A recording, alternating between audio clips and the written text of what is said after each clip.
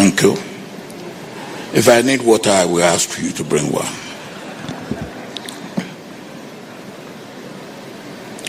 Your Excellency, the President of the Republic, Federal Republic of Ethiopia,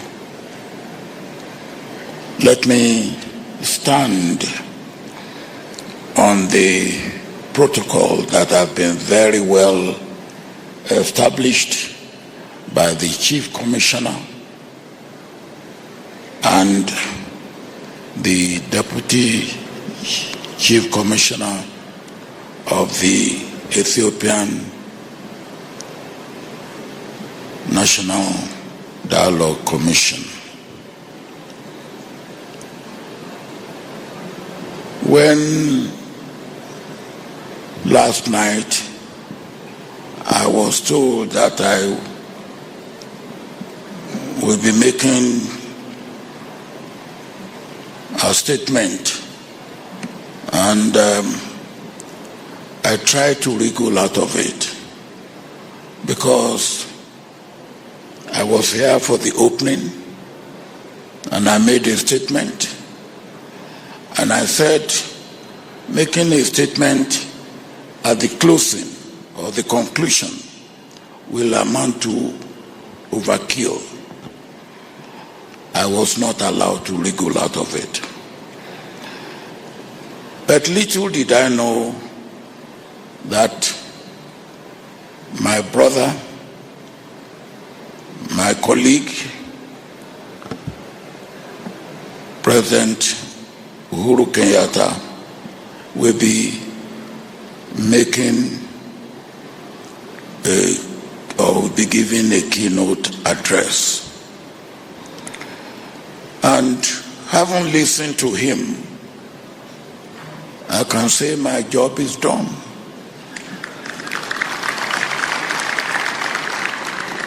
And I could say I concur and step down.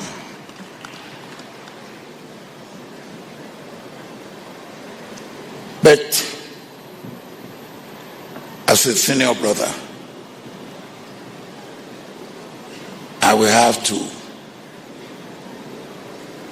say more than I concur, but I will still be supporting him all the way. Today, there are tensions and hiccups in different parts of Ethiopia that require attention. Hence, the national dialogue. The national dialogue began and has concluded. I congratulate the Prime Minister and the National Dialogue Commission of this country for this great achievement. The national dialogue has focused on a primary objective, which is peace, security, and stability to achieve conditions for total development and growth of the nation with welfare, well-being, and happiness of all the citizens without exception or left out. Peace is so important that it is worth giving everything to it. And that is why the national dialogue. No wonder the preparation of this concluded national dialogue took 4 years. It lasted 46 days, as we were told by the Chief Commissioner and the Deputy Chief Commissioner. And it was attended by 4,000 participants. It was a serious and great undertaking. It is historic and an example for the rest of us in Africa.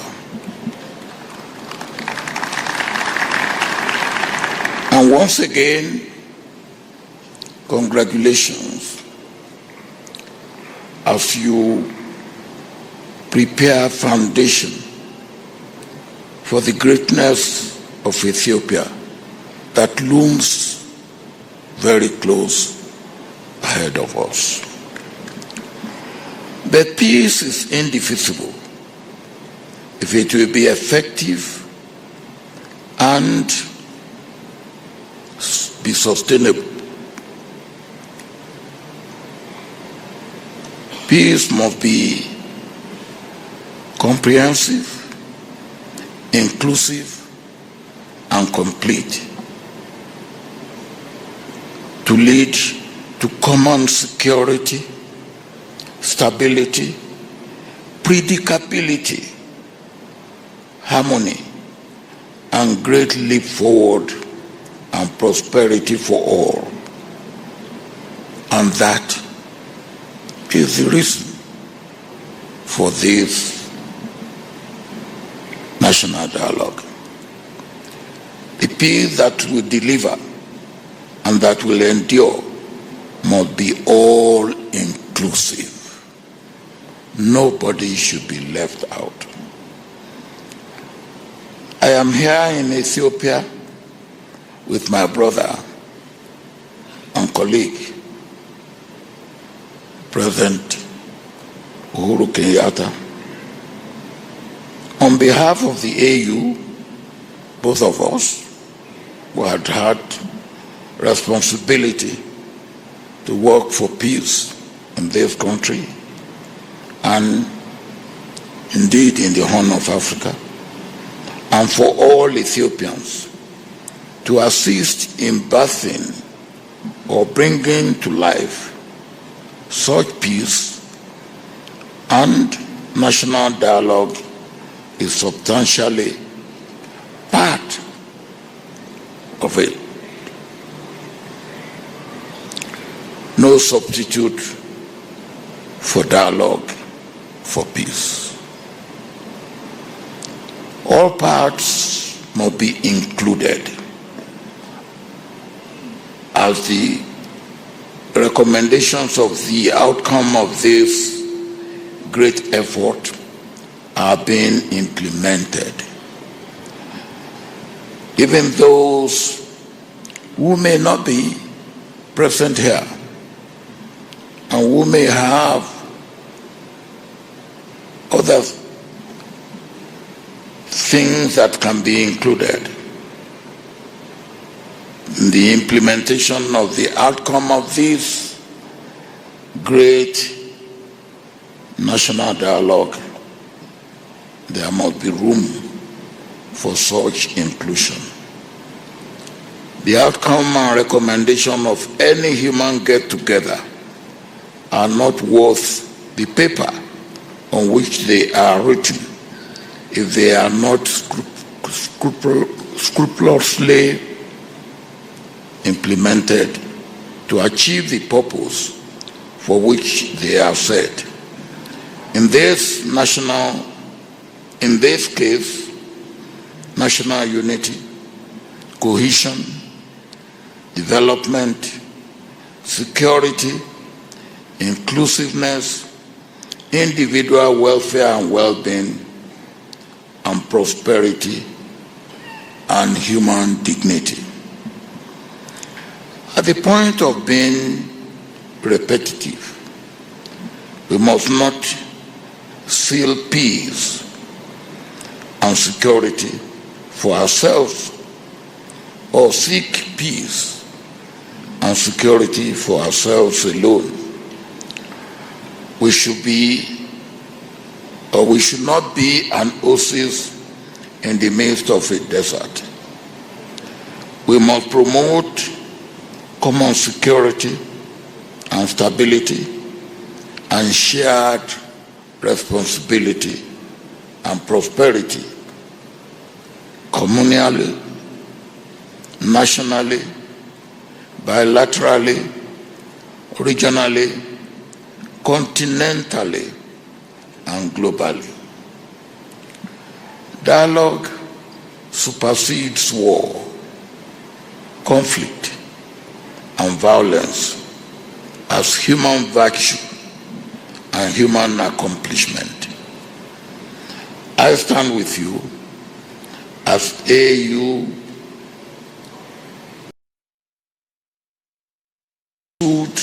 of dialogue to ensure sustainable development and growth. From my experience and understanding and vantage position, Ethiopia in peace, security, stability, predictability, unity, and sustainable development and growth will double its GDP in 7 years to be the largest economy in Africa. And within a generation, Ethiopia will be among the club of developed nations of the world. Let all Ethiopians strive for this. And this is what I am here for.